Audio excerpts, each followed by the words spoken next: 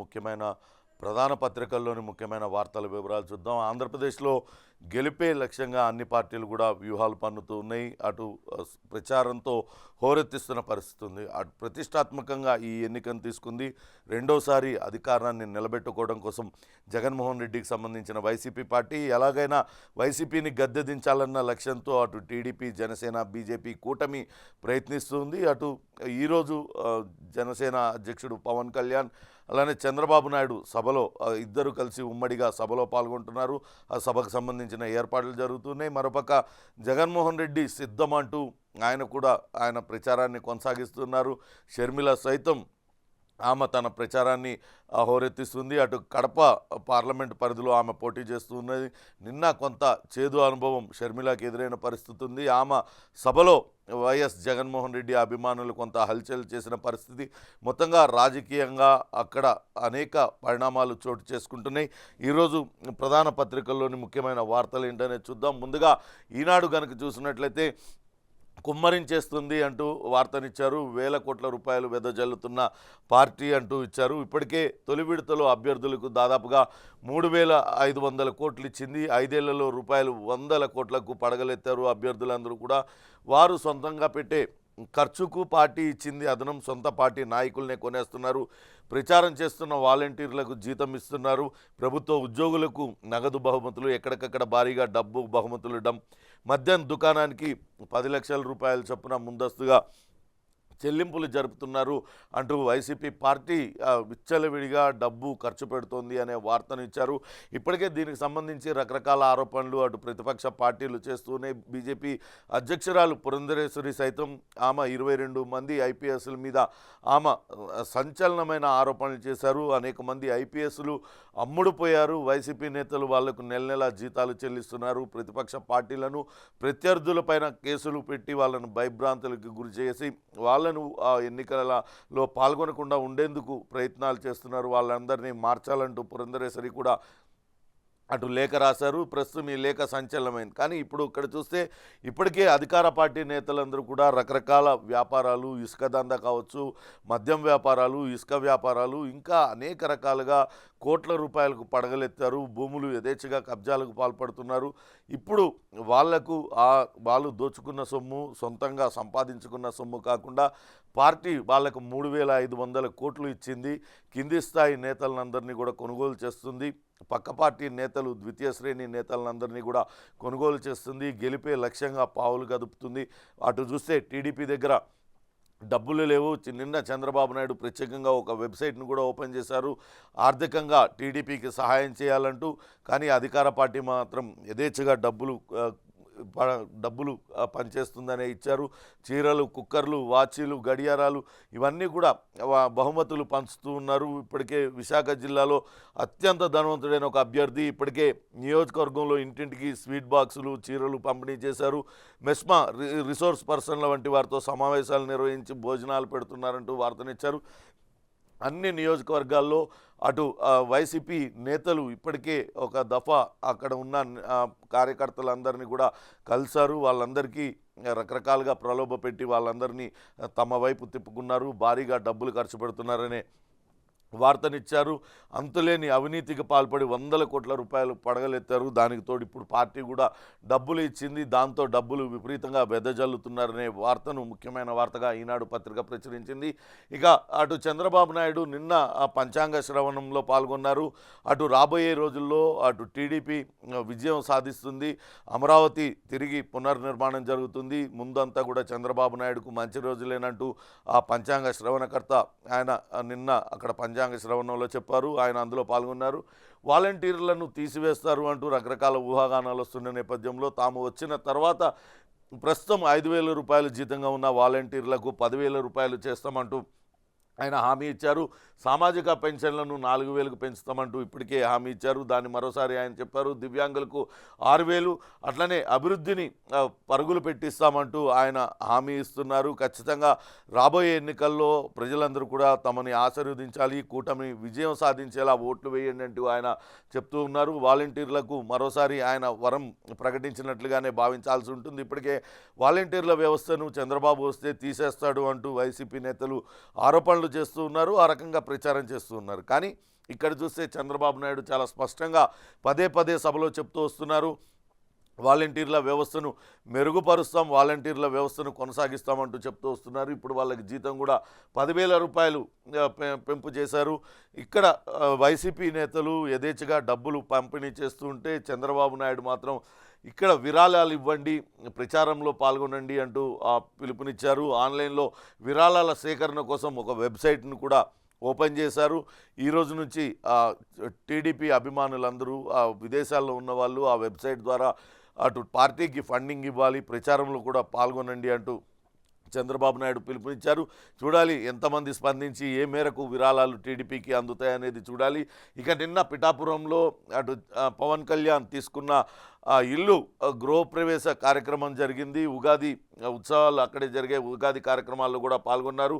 అటు పవన్ కళ్యాణ్కు ఉగాది పచ్చడి అటు టికెట్ ఆశించి భంగపడ్డ టీడీపీ అభ్యర్థి టీడీపీ నేత వర్మ ఆయన తినిపిస్తున్నారు. వచ్చేది కూటమి ప్రభుత్వమేనంటూ అటు పవన్ కళ్యాణ్ నిన్న మాట్లాడారు. దానికి సంబంధించిన వార్తను ముఖ్యమైన వార్తగా వేశారు. చేబ్రోలులో ఆయన గృహప్రవేశం ఆయన అద్దెకు తీసుకున్న ఇంటిలో గృహప్రవేశం చేశారు. అలాగే ఉగాది వేడుకల్లో కూడా పాల్గొన్నారనే వార్త ముఖ్యమైన వార్తగా వేశారు. పురంధరేశ్వరి ఫిర్యాదుపై తక్షణమే నివేదిక పంపండి అంటూ రాష్ట్ర ప్రధాన ఎన్నికల అధికారి ముఖేష్ కుమార్ మీనాకు కేంద్ర ఎన్నికల సంఘం ఆదేశాలు జారీ చేసింది. CS Jawahar Reddy, DGP Rajendranath Reddy, vigilance విభాగం అధిపతి రఘురామ్ రెడ్డితో పాటు పలువురిపై బీజేపీ రాష్ట్ర అధ్యక్షురాలు ఫిర్యాదు చేసింది. 22 మంది అధికారులపైన చాలా స్పష్టమైన ఆరోపణలతో వాళ్ళందరిపైన కూడా ఫిర్యాదు చేసింది. వాళ్ళు ఎటువంటి అక్రమాలకు పాల్పడుతున్నారు అంటూ ఆమె కేంద్ర ఎన్నికల సంఘానికి ఒక లేఖ రాశారు. లేఖపైన స్పందించింది. వెంటనే వీళ్ళందరిపైన ఒక నివేదిక పంపండి అంటూ రాష్ట్ర ఎన్నికల సంఘానికి ఒక లేఖ రాసింది, ఆదేశాలు జారీ చేసిందనే వార్తనిచ్చారు. ఇందులో చూస్తే ఇప్పటికే అటు విజిలెన్స్ ఎన్ఫోర్స్మెంట్ చీఫ్గా ఉన్న కొల్లి రఘురామ్ రెడ్డిని ఆ బాధ్యతల నుంచి తప్పించింది ఎలక్షన్ కమిషన్. అస్సాంలో పోలీస్ పరిశీలకుడుగా ఆయన్ను పంపించింది. దాంతో ఆయన వెళ్లే ముందు సిఐడి సిట్ కార్యాలయంలో కొన్ని పత్రాల దహనం కూడా తీవ్ర కలకలం రేపింది. మొత్తం 22 మంది అధికారులను రీప్లేస్ చేయాల్సిందే, వాళ్ళని తక్షణమే ఎన్నికల విధుల నుంచి దూరంగా ఉంచాలి, లేకుంటే రాష్ట్రం నుంచే బయటకు పంపించాలి, వాళ్ళ స్థానంలో ఎవరెవరు నియమించాలనేది కూడా కొన్ని సూచనలు పురంధరేశ్వరి లేఖ రాశారు. ఈ లేఖ పైన అటు రాజకీయంగా పెద్ద రగడే జరిగింది. అసలు ఏ అధికారంతో పురంధరేశ్వరి సిఫార్సు చేస్తారు ఆయా విభాగాల్లో, లేకుంటే అక్కడ ఆ పర్టికులర్ ఐపీఎస్లు నియమించాలంటూ సిఫార్సు చేయడానికి ఆమె ఎవరు అంటూ కేవలం చంద్రబాబు నాయుడుకు లబ్ధి చేకూర్చడం కోసమే పురంధరేశ్వరి లేఖ రాసిందంటూ వైసీపీ నేతలు ఆమె పైన తీవ్ర స్థాయిలో విరుచుకుపడ్డారు. ఇది మొత్తం రాజకీయంగా కొంత హాట్ టాపిక్గా మారింది. ఇప్పుడు చూస్తే అటు ఎలక్షన్ కమిషన్ స్పందించింది. వెంటనే దీనిపైన నివేదిక ఇవ్వాలంటూ రాష్ట్ర ఎన్నికల ప్రధాన అధికారి ముఖేష్ కుమార్ ఎంకే మీనాకు ఆదేశాలు జారీ చేసింది. డీజీపీ కసిరెడ్డి రాజేంద్రనాథ్ రెడ్డి ఆయన నియామకాన్ని కూడా అటు పురంధరేశ్వరి తప్పుపడుతూ ఉన్నారు. ఆయనకన్నా సీనియర్లు అనేక మంది ఉన్నా కాదని రాజేంద్రనాథ్ రెడ్డికి పగ్గాలు కట్టబెట్టారంటూ ఆమె ఆ లేఖలో పేర్కొన్నారు. ఇప్పటికే డీజీపీగా ఎవరు తదుపరి డీజీపీగా ఎవరు అవుతారనే దానిపైన ఊహాగానాలు వస్తూ ఉన్నాయి.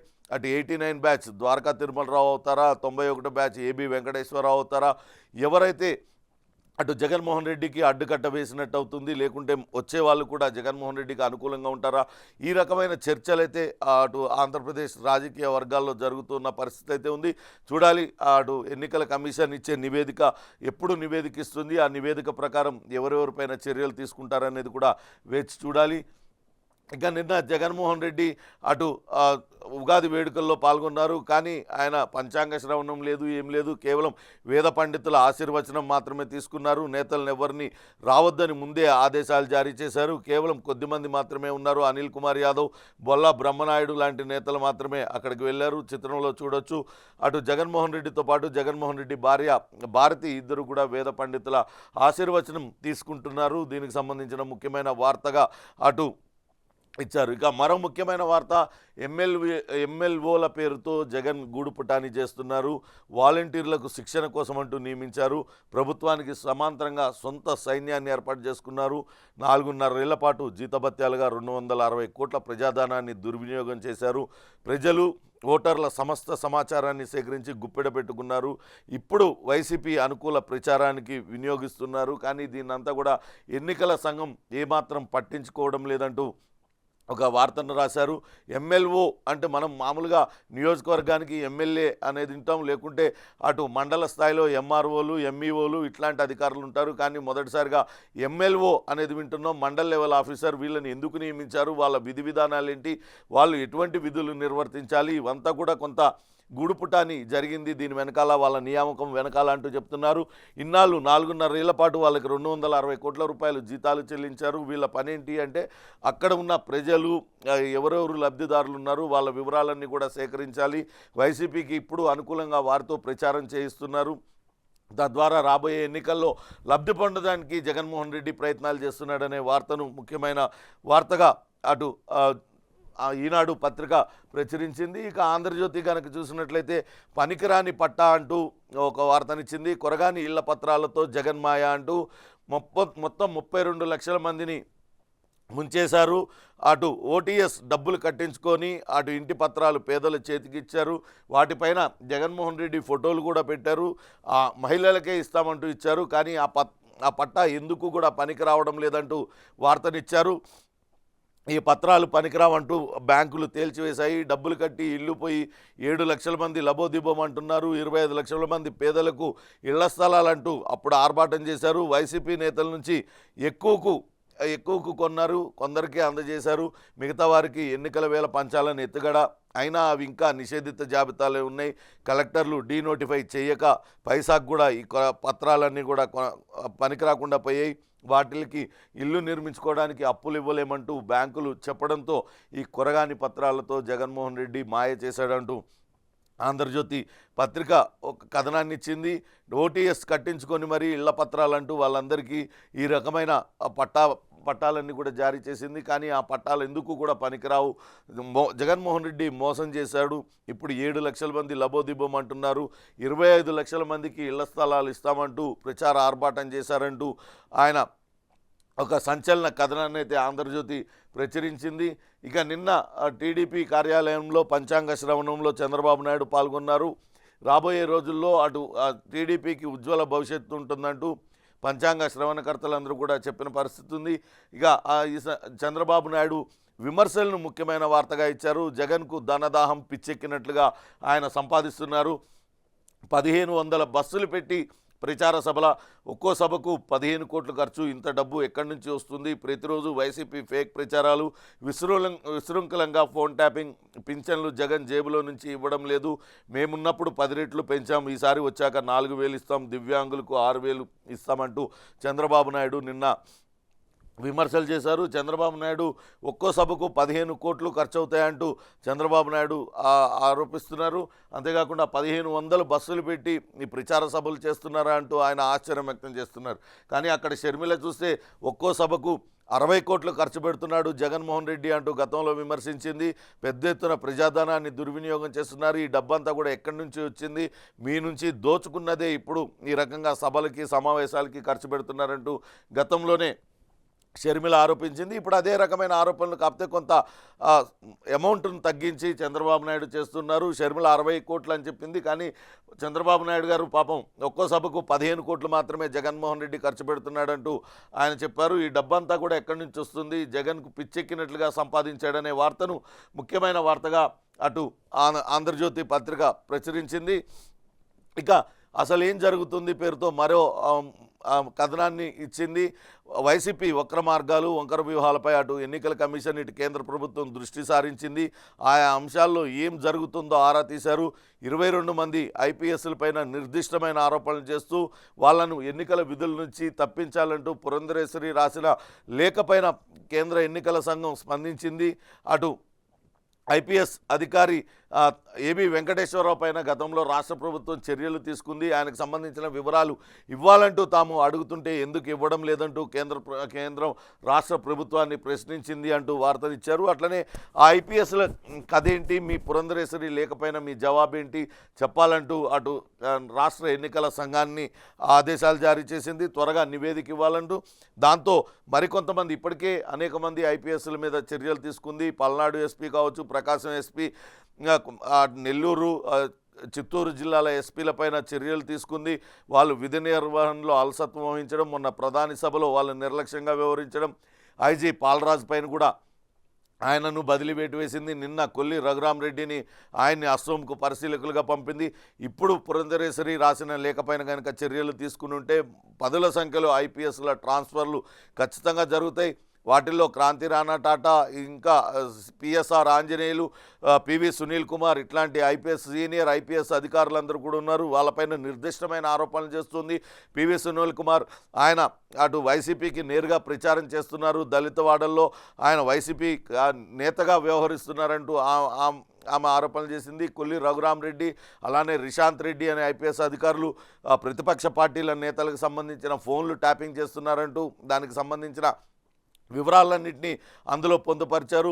ఇక పిఎస్ఆర్ ఆంజనేయులు ఇంటెలిజెన్స్ వ్యవస్థని దుర్వినియోగం చేస్తున్నారు, తన గుప్పెట్లో పెట్టుకొని అటు ప్రతిపక్ష నేతలందరినీ కూడా భయభ్రాంతులకు గురి చేస్తున్నారు అనే ఆరోపణలు, ఈ రకమైన ఆరోపణలన్నీ కూడా పురంధరేశ్వరి చేస్తూ కేంద్ర ఎన్నికల సంఘానికి లేఖ రాసింది. దానిపైన కేంద్ర ఎన్నికల సంఘం కూడా స్పందించింది అనే వార్తను ముఖ్యమైన వార్తగా ఆంధ్రజ్యోతి రాసింది. ఇక సాక్షి పత్రిక కనుక చూసినట్లయితే అక్రమాల మార్గదర్శికి గుయ్యమనిపించిన సుప్రీం అంటూ నిన్న సుప్రీంకోర్టు ఏదైతే వ్యాఖ్యలు చేసిందో దానికి సంబంధించిన వార్తను ముఖ్యమైన వార్తగా ఇచ్చింది. డిపాజిట్ల నిగ్గు తేల్చాల్సిందేనంటూ అటు సుప్రీంకోర్టు నిన్న చెప్పింది. అధికృత అధికారి కృష్ణరాజు ఫిర్యాదును కొట్టివేసింది. ఉమ్మడి హైకోర్టు చివరి రోజున జస్టిస్ రజనీ ఇచ్చిన తీర్పు రద్దు చేసింది అంటూ వార్తనిచ్చింది. అటు మార్గదర్శి అక్రమాలపైన ఇప్పటికే న్యాయ పోరాటం చేస్తూ ఉన్నారు. అటు తనపైన ఎటువంటి చర్యలు తీసుకోకుండా నిలువరించాలంటూ అటు రామోజీరావు మార్గదర్శి అటు కోర్టును ఆశ్రయించే ప్రస్తుతం సుప్రీంకోర్టులో నడుస్తుంది. అయితే అటు డిపాజిట్ల విషయంలో నిగ్గు తేల్చాల్సిందేనంటూ సుప్రీంకోర్టు నిన్న వ్యాఖ్యానించడంతో ఆ వార్తను ముఖ్యమైన వార్తగా ఇచ్చారు. ఇక మరో ముఖ్యమైన వార్త, నిన్న పల్నాడు జిల్లా గంటావారిపల్లిలో జరిగిన ఉగాది వేడుకల్లో ముఖ్యమంత్రి జగన్మోహన్ రెడ్డి, ఆయన సతీమణి వైఎస్ భారతి ఇద్దరు పాల్గొన్నారు. వేద పండితుల ఆశీర్వచనం తీసుకున్నారు అనే వార్తను ముఖ్యమైన వార్తగా ఇచ్చారు. మరో ముఖ్యమైనది, నాలుక మడతీస్తూ నయవంచన, గతంలో నోటికి వచ్చినట్లు తిట్టిన టీడీపీ అధినేత చంద్రబాబు నాయుడు అనే వార్తనిచ్చింది. గతంలో అటు వాలంటీర్లను ఇష్టారాజ్యంగా చంద్రబాబు నాయుడు తిట్టారు. ఇప్పుడు నాలుక మడతబెట్టి వాలంటీర్లను కొనసాగిస్తామంటూ చెప్తున్నారు. ఇదంతా కూడా చంద్రబాబు నాయుడు ద్వంద్వ వైఖరికి నిదర్శనం అంటూ మరో కథనాన్ని అటు సాక్షి పత్రిక ప్రచురించింది. ఇక దిశ గనక చూసినట్లయితే వాలంటీర్లపై వల అంటూ అటు చంద్రబాబు నాయుడు నిన్న చేసిన 10,000 రూపాయల జీతం పెంపు హామీ పైన వార్తను ముఖ్యమైన వార్తగా ఇచ్చింది. ఎన్నికల సమీపించిన వేళ తాజా తాయిలం, ఇంతకాలం చేసిన రచ్చను వారు మర్చిపోతారా, కూటమిని నమ్ముతారా, ఎత్తి కుదేస్తారా అనే వార్తను ముఖ్యమైన వార్తగా ఇచ్చింది. వాస్తవానికి వాలంటీర్ల వ్యవస్థ ఏర్పడినప్పటి నుంచి కూడా చంద్రబాబు నాయుడు రకరకాల వ్యాఖ్యానాలు చేశారు.